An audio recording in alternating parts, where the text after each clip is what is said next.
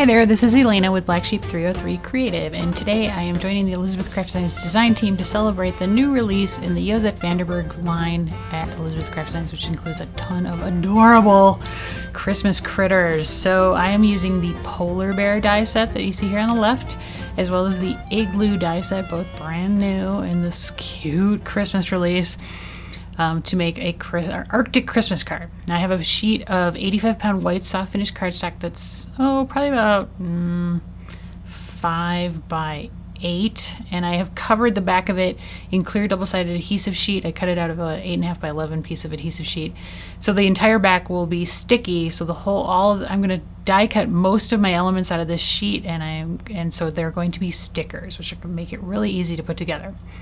Now I've colored some pieces of this cardstock. I colored this section with my FS2 Spectrum Noir marker because that is going to be the sort of the base of the lower paws, if that makes sense. And then the pink and the black are my PP3 marker and a black glaze pen for the ear portions, and then the nose portion of this die, which is like kind of the components of the face.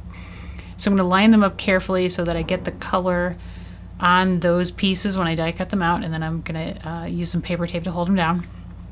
And I'm going to use this sheet for the majority of the die cuts, all the polar bear pieces, which the rest of them I'm just die cutting out of white, and then the igloo and the sign will be die cut out of this as well. And then I will have 2 icebergs from the igloo set, like right there, that I'm going to die cut out of a separate sheet that I will also put adhesive sheet on the back of.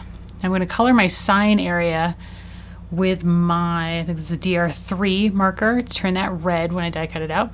And then the post is going to be colored with TN8, so it's brown when I die cut it out. So here you see everything die cut out now.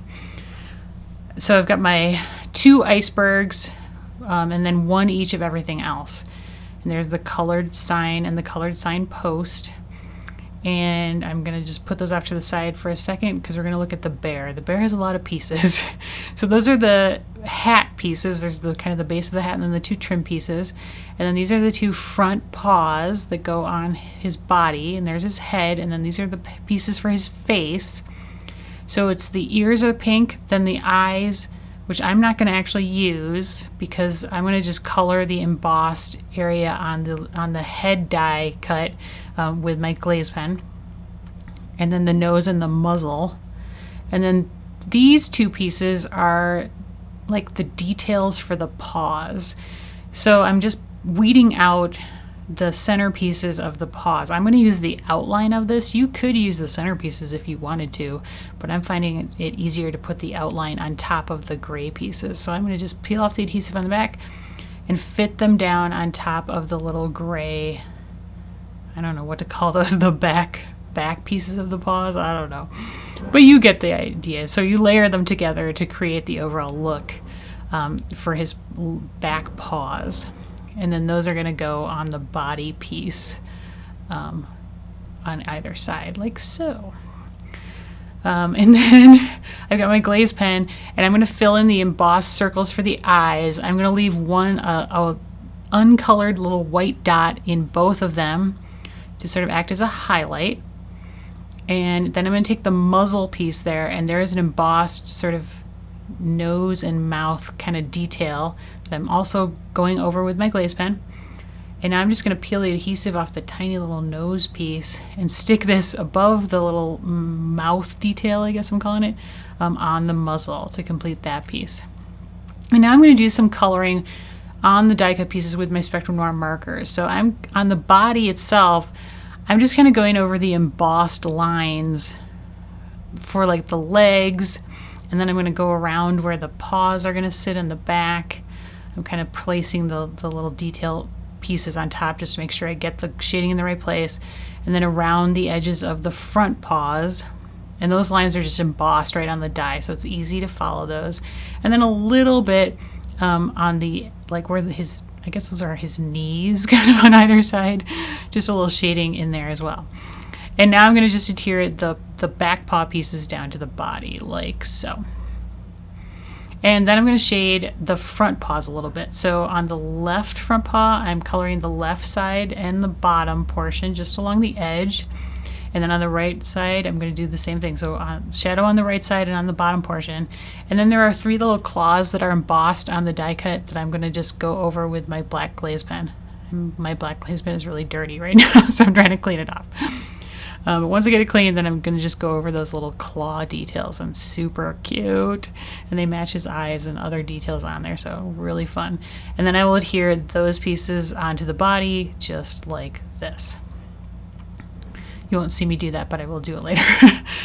Now I'm going to adhere the face together, but first I need to do a little shading. So I want to shade around his muzzle on the main portion of his face. So I'm kind of holding it in place, and then eyeballing where the shading's going to be, and then putting it back in place and seeing where I need to add some more shading, because I just want to get like a shadow line just right around where his muzzle meets the face, because that's sort of a change in plane in terms of you know, his anatomy.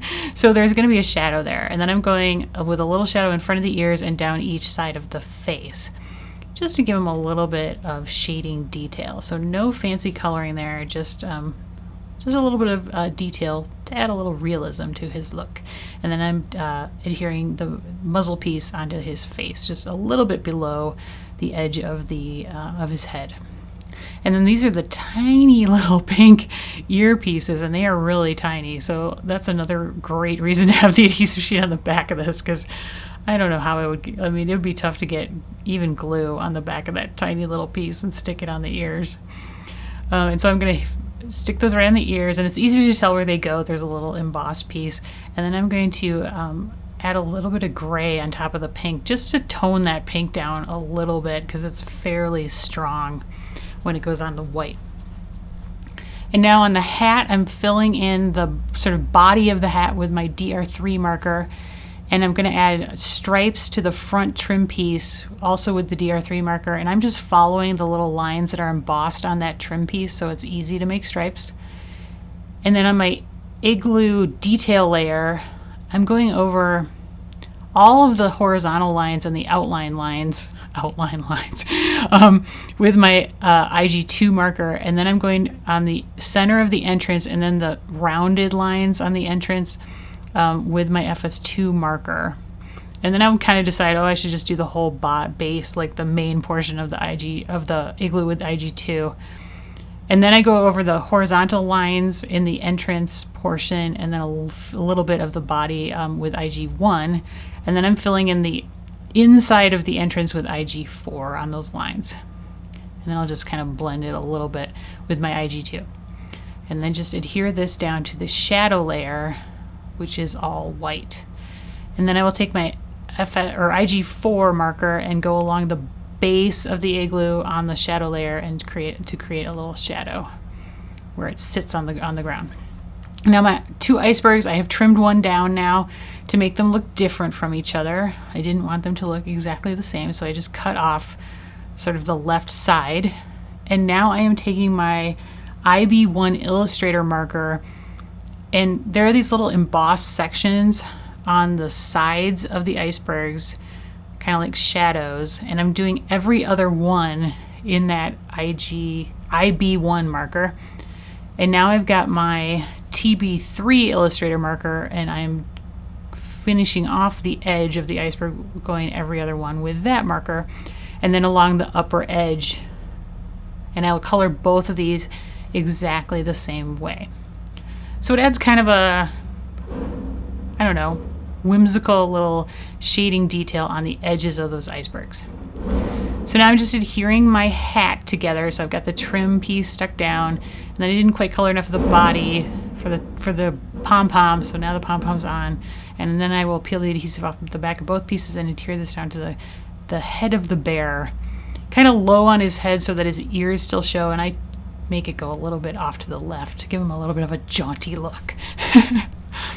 And now I'm going to add some shading to my iceberg. So I'm going to position the bear where I kind of plan to have him, and then I'm going to just lightly outline where he's sitting on the iceberg, and then add shadow with my FS4 marker all under him. And then I'll do the exact same thing with the Igloo to add some shading on the iceberg for that as well. So they look like they're grounded and actually sitting on those icebergs.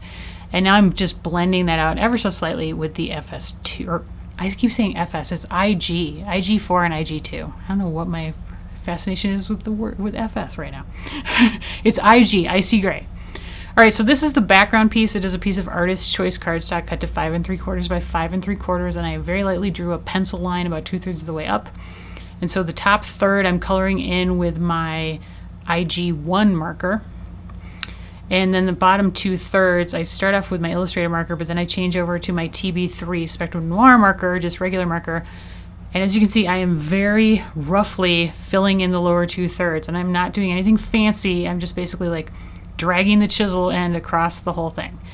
And now I've got the skinnier tip of my TB5 marker, and I'm just kind of going over what I just did very horizontally, but somewhat erratically. And then this is my IG1 or IG2 marker, where I'm just kind of filling in some of the lighter patches.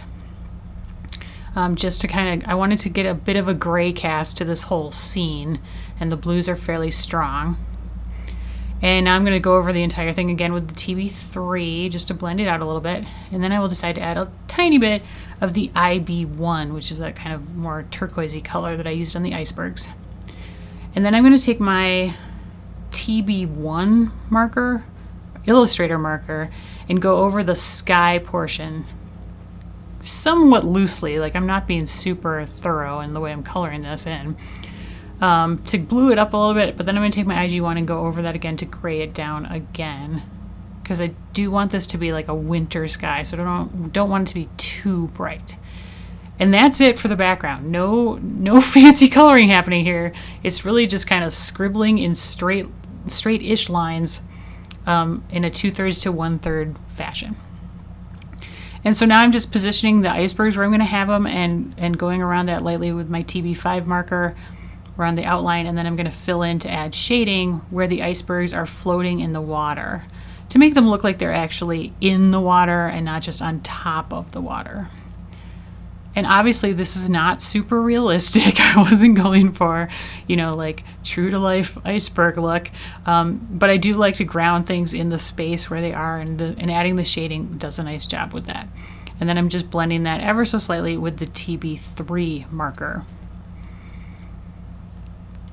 And now I'm going to take the snowflakes in the brand new Cute Winter Sentiments stamp set, also in the new release, and I'm going to add them here and there around on this background, and I'm going to heat emboss them in white. So I'm going to stamp them in Versamark ink, so clear sticky ink, and then I will cover them with white detail embossing powder, and then I'll heat set them with my heat tool to create some larger white snowflakes in the background. And I'm going to do this several times with these three kind of going off the paper at some points.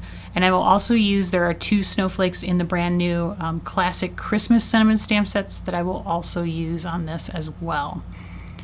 And it was just a really cute, fun detail that I liked on this kind of oversized card. And so here's the classic Christmas sentiment. So you'll see the 2 different size snowflakes in this set. It has a much smaller one, which I like mixing up the scale. It's always good. And my last heat embossed element is the Welcome to the North Pole greeting that fits exactly on the sign in the Igloo die set. So that is from the Cute Winter Sentiments stamp set, and I'm going to heat emboss that in white onto the sign, a little red die cut sign. What you see there. So here are all my elements. I have a 6x6 card base, cardstock white card base, and then a 6x6 piece of red paper, and then here's my background sheet with all my embossed snowflakes on it. I have my bear, and I've added some pink to his cheeks with my PP3 Spectrum Noir marker. There's my sign with the embossed greeting, and then this main greeting is Be Merry, also from the classic Christmas sentiment stamp set that I stamped in Gina K Designs cherry red ink onto some 85-pound white soft finish cardstock, and then I die cut out using the smallest die in the dotted scallop circles die set. And then I have some foam tape that I'll be using on the back of my main greeting. So now I'm going to just quickly adhere everything down in place. And I'm going to do the the main portion first with all the elements, except for the greeting, because that's got we'll have some foam tape on it, so I'm going to do that at the very end. So you can see how great it is to have adhesive on the back of all these elements, because it makes it super easy to just stick them all down in place. And you may notice that I did kind of carefully decide on the placement of all the various snowflakes by sort of just determining where everything was going to go on the background before I emboss those snowflakes. So that was purposeful. And my bear is going to go down like so. And I did trim off the parts of that smaller iceberg on the bottom that hung off over the edge, and I did want it to hang off the edge. And again, just peeling the adhesive off the back of the bear and placing him down, slightly overlapping the igloo. Now the piece of red cardstock is going on the front of the 6x6 card base, so you will need 12x12 paper to make that card base, because you have to have a 12x12 piece and then you fold it in half to make a 6x6 card base. And I'm using 10mm adhesive on the back of the red sheet and this background sheet, and I'm adhering them together. And now I will add my foam tape to the back of my greeting and just pop that up to the left of the bear.